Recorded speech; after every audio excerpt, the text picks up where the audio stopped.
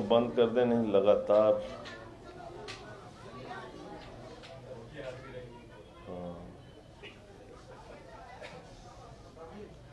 लगातार धमकियां मिलती रही।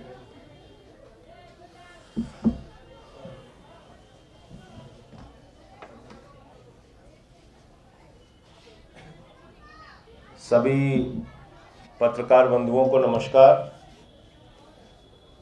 उत्तर प्रदेश में आदित्यनाथ जी के राज में वंचित समाज, शोषित समाज, समाज के गरीब तबके के खिलाफ दरिंदगी, हैवानियत, गुंडागर्दी की खुली छूट मिली हुई है और एक नहीं अनेक घटनाएं हैं जिसके गवाह आप लोग भी हैं और पूरा उत्तर प्रदेश है, पूरा देश है। लेकिन जो प्रयागराज की घटना हुई 24 तारीख को, वो घटना आप सुनेंगे और जानेंगे तो आपकी रूह कांप जाएगी। आजादी के 75 साल के बाद जब भारतीय जनता पार्टी पूरे देश में संविधान दिवस मनाने की नौटंकी कर रही है, तो समाज के जिस अंतिम आदमी को हमारे देश का संविधान पूरे अधिकार के साथ जीने का हक देता है, उसके साथ ऐसी दरिंदगी, ऐसी हैवानियत, ऐसा वहशीपन, जिसको आप सुनेंगे तो आपकी रूह कांप जाएगी। मैं कल गया था प्रयागराज उस परिवार से मिलने के लिए। एक परिवार के 4 लोगों की हत्या कर दी गई, पूरे परिवार को साफ कर दिया गया। पिता की हत्या हो गई, मां की हत्या हो गई, बेटा जो बोल नहीं पाता था, मूक था, बधिर था, उसकी हत्या हो गई, दिव्यांग था, और बेटी जो नाबालिग थी उसके साथ गैंगरेप करके उसकी हत्या कर दी गई। मैं उनके परिवार से मिला। उनके भाई कृष्णचंद भारतीय जी फौज में काम करते हैं, वो देश की सेवा कर रहे हैं। उनकी पत्नी कह रही थी कि मुझे भी खतरा है क्योंकि पति यहां रहते नहीं, मेरे साथ भी कल को कोई घटना हो सकती है। और ये पूरी घटना आदित्यनाथ सरकार के प्रशासन, पुलिस वालों की लापरवाही और गुंडों और अपराधियों के प्रशासन के साथ मिली भगत के कारण यह पूरी घटना हुई है। और यह बात मैं क्यों कह रहा हूं? इसी परिवार के साथ 2019 में मारपीट की घटना होती है, एफआईआर दर्ज होती है बड़ी मुश्किल से। 2 साल हो गए, आज तक चार्जशीट फाइल नहीं हुई अपराधियों के खिलाफ। 2 साल हो गए। 2020 में फिर इसी परिवार के साथ मारपीट होती है, और बहुत ही गरीब सामान्य परिवार के लोग मजदूरी करते हैं। 2020 में फिर मारपीट होती है, फिर कोई कार्रवाई नहीं होती।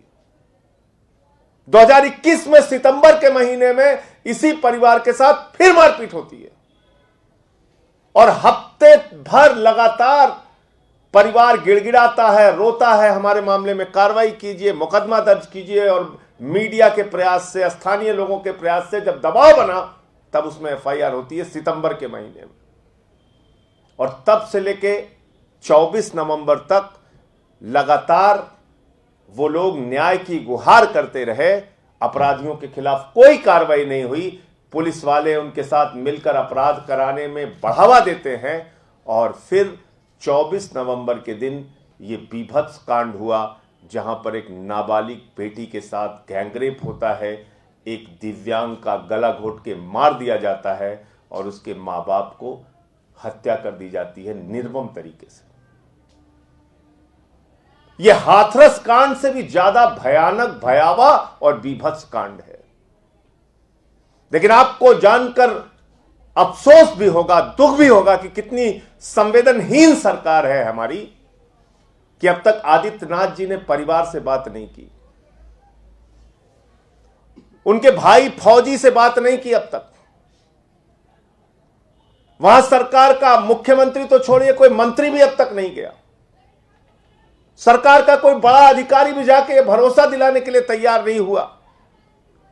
उसकी एकमात्र वजह है, एकमात्र वजह, उत्तर प्रदेश में आदित्यनाथ की सरकार जातीय विद्वेष की भावना से काम कर रही है। जातियां देखकर वहां न्याय दिया जाता है।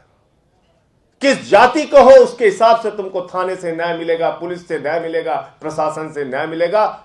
अगर उनको सूट करता है तो न्याय मिलेगा, सूट नहीं करता है तो न्याय नहीं मिलेगा। हमें याद है जयप्रकाश पाल की पूरे प्रशासन के सामने हत्या कर दी गई बलिया में।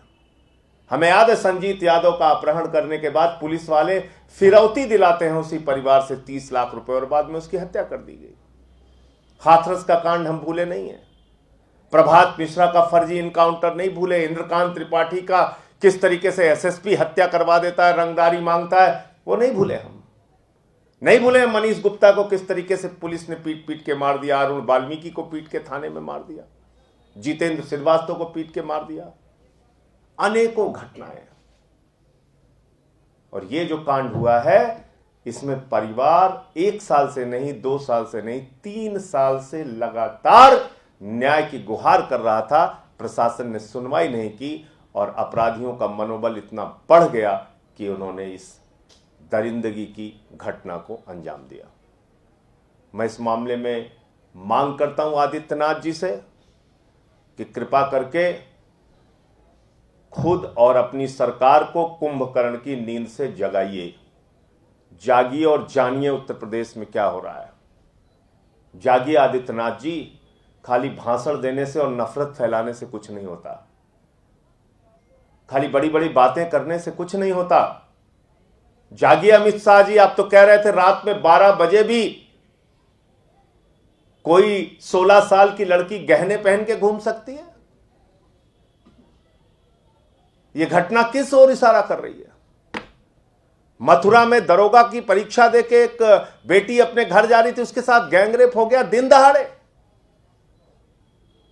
और आप लोग इतनी बड़ी बड़ी बातें करते हैं। उत्तर प्रदेश की कानून व्यवस्था बद से बदतर हो चुकी है। छोटी छोटी बच्चियों के साथ वहां बलात्कार की घटनाएं हो रही हैं।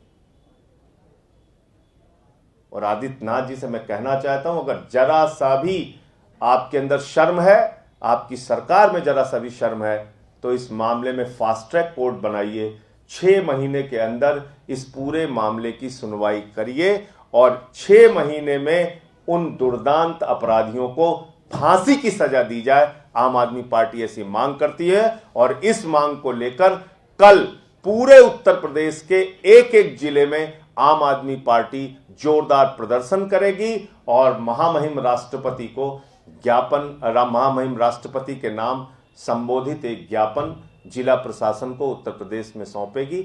हर जिले में कल उत्तर प्रदेश के 75 जिले में यह प्रदर्शन होगा।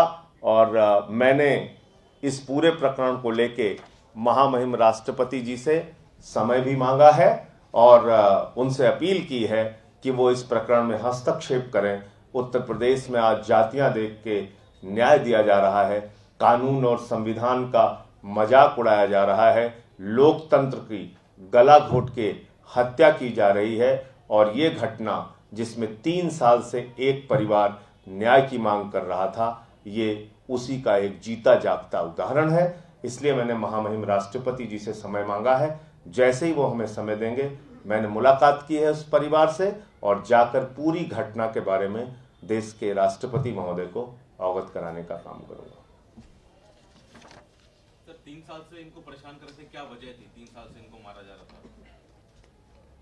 गरीब लोग हैं और वो सब दबंग हैं, अपराधी किस्म के लोग हैं। कभी भी मारना, कभी भी पीटना, कभी मोबाइल चोरी में पकड़े जाना, वो पूरा एक छोटा मोटा गैंग ऑपरेट करते हैं।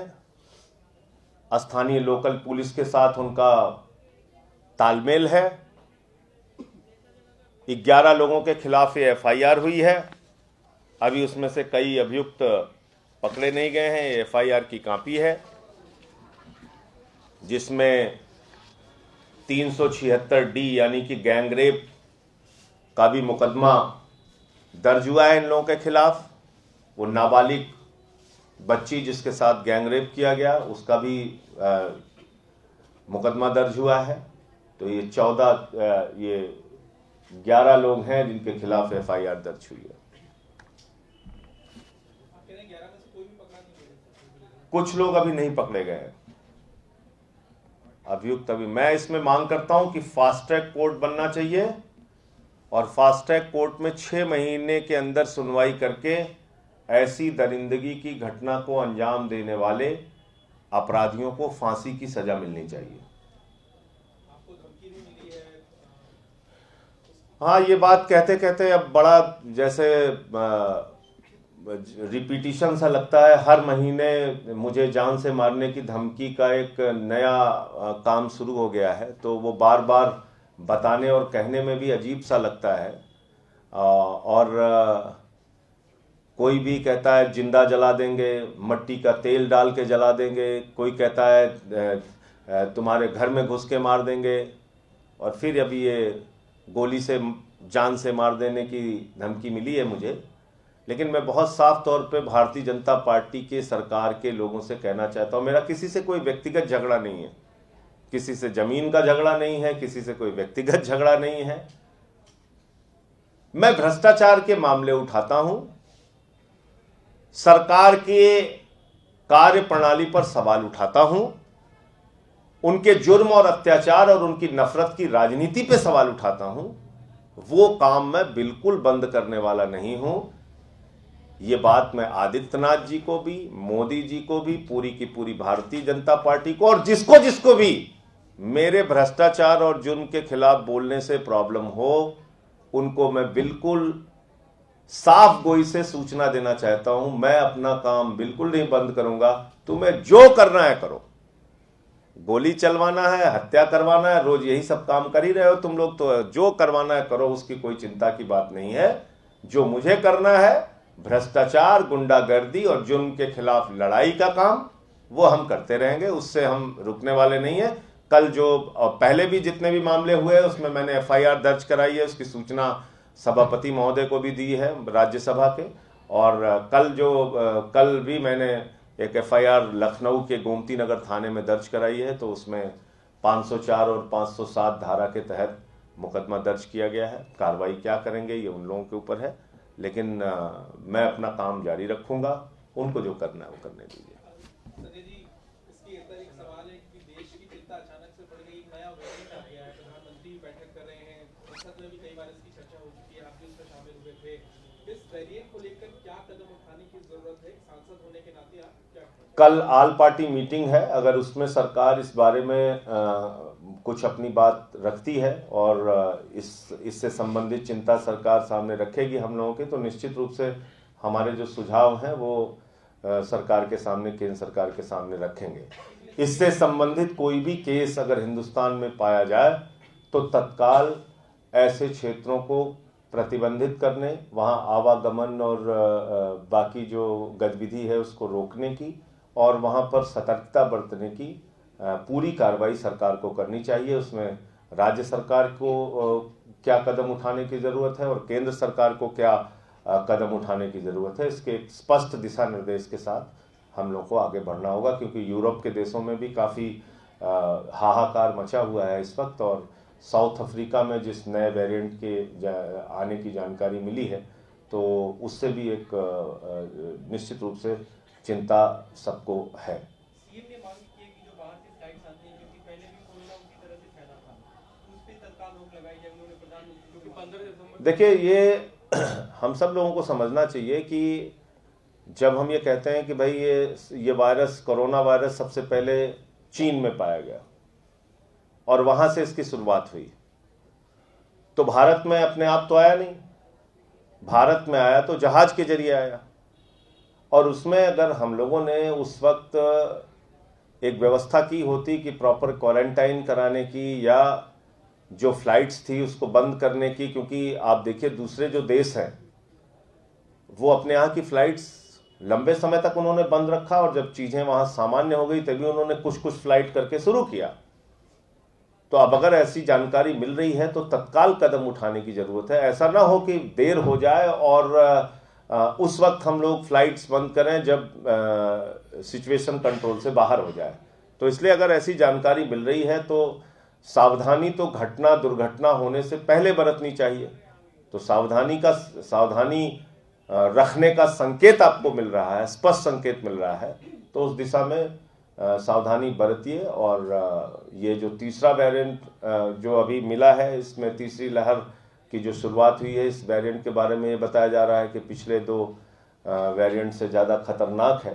तो अभी तो वैक्सीन का भी कितना असर होगा, क्या होगा, ये सब तमाम बहुत सारी चीज़ें हैं जो हमारे रिसर्च और हमारी जानकारी से बाहर है। तो इसलिए ज़रूरी है कि इसमें तत्काल सरकार कदम उठाए और फ्लाइट बंद करने की जो सलाह और सुझाव मुख्यमंत्री जी ने दिया है, मुझे लगता है वो बिल्कुल ठीक है। केंद्रीय कृषि मंत्री का बयान आया, उन्होंने कहा है कि अब तीनों कृषि कानूनों को वापस लेने की बात कह दी है, तो अब आंदोलन जारी रखने का कोई मतलब नहीं है, किसानों को घर चला जाना चाहिए।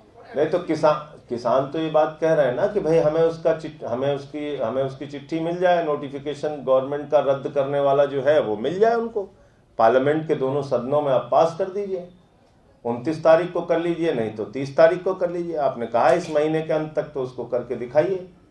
भाई उनको तो एक कागज चाहिए ना, आपकी बातों का कोई भरोसा तो रह नहीं गया। देश के प्रधानमंत्री ने किसानों के बीच में, इस देश के लोगों के बीच में अपनी विश्वसनीयता खो दी है। तो इसलिए वो इस बात की प्रतीक्षा कर रहे हैं कि संसद के दोनों सदनों में ये बिल, तीनों काला कानून रद्द किया जाए, और उसका जो कागज जब उनके हाथ में पहुंच जाएगा फिर उस पर वो कोई निर्णय लेंगे। उनकी कुछ और भी मांगे जुड़ी हैं, जो मुकदमे हुए हैं वो वापस करने की मांग है, जो 750 किसान शहीद हुए हैं उनको मुआवजा देने और उनको सम्मान देने की, उनके परिवार को सम्मान देने की बात है। उसमें ये भी है कि एमएसपी की गारंटी के लिए जो एक लंबी लड़ाई उनकी वर्षों से चली आ रही है, उस पर भी उनकी मांग है कि एमएसपी की गारंटी का कानून इस देश के अंदर होना चाहिए। तो इस पर सरकार क्या करेगी, तभी कुछ फैसला हो सकता है। क्योंकि अभी तो आपने काला कानून जो वापस लिया है, ये तो उनके गले में पड़ा हुआ एक फंदा।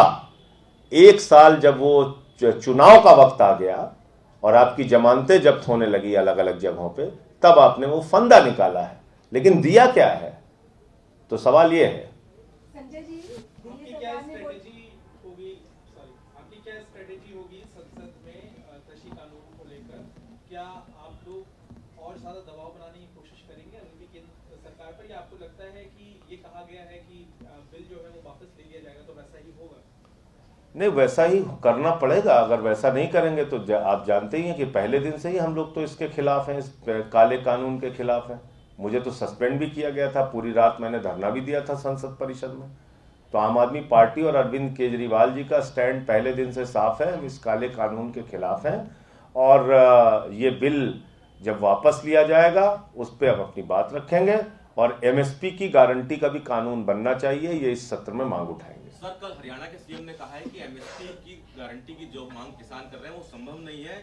अगर ऐसा होगा तो सभी सरकारों पर फसलें खरीदने का दबाव बढ़ जाएगा। तो फसलें खरीदने की जिम्मेदारी है किसकी? एमएसपी घोषित क्यों किया जाता है? एमएसपी इसलिए थोड़ी घोषित किया जाता है कि आप मंडियों में किसान के अनाज को सड़ाइए।